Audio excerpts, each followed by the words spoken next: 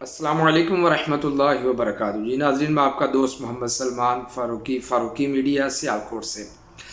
ناظرین، آج بات کریں گے فواد چودھری کی گرفتاری کے حوالے سے.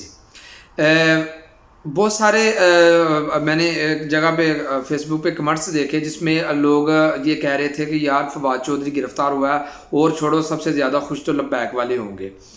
میں ان کو یہ جواب دینا چاہتا ہوں یہ کہ خوشی کی جو بات ہے نا، مجھے کوئی اگر سوال کرے تو میں کہتا ہوں یار خوش کیا ہونا ہے، کوئی خوش نہیں ہے. ہاں البتہ یہ مکافاتی عمل ہے جو فواد چودھری دوسروں کو، علامہ خادم صاحب رضوی صاحب رحمۃ اللہ علیہ ان کو یہ بغاوت کا کہہ رہا تھا کہ یہ باغی ہے، ان کو جو کہتا تھا وہ آج اس کے ساتھ ہو رہا ہے، اور جو ان کو دہشت گرد بھی کہتا تھا آج یہ خود دہشت گردی کے حلیے میں پیش کیا جا رہا تھا. لیکن یہ جو خوشی کی بات ہے نا، خوشی ہم خوش تب ہوں گے، انشاءاللہ خوش ہوں گے، لیکن تب ہوں گے، میں اپنی بات کر رہا ہوں کہ ہم تب خوش ہوں گے انشاءاللہ کہ جب لبیک کی حکومت ہوگی تو یہ گرفتار ہوگا تو پھر پتہ چلے گا. ہاں کیونکہ یہ آئین کے مطابق ہوگا، کیونکہ لبیک والے انشاءاللہ آئین کے مطابق ہی کام کریں گے. البتہ یہ اب جو ہو رہا ہے یہ آئین کے مطابق بالکل، میں کہتا ہوں آئین پہ یہ خود اس طرح کے کام کرتے ہیں.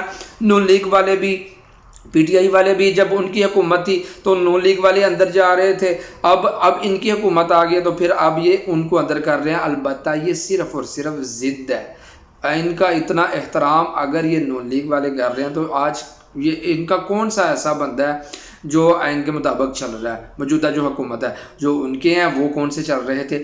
اس لیے انشاءاللہ ہم خوش تب ہوں گے جب اسلامی ریاست ہوگی اور اسلام کے مطابق حکام ہوگا اور اسلامی آئین کے مطابق ان کو اندر ڈالا جائے گا. پھر پوری دنیا دیکھے گی کہ یہ وہ غدار ہیں جنہوں نے ملک پاکستان کے ساتھ غداری کی، آئین کی توہین کی اور ملک پاکستان کے اصل غدار یہ ہے.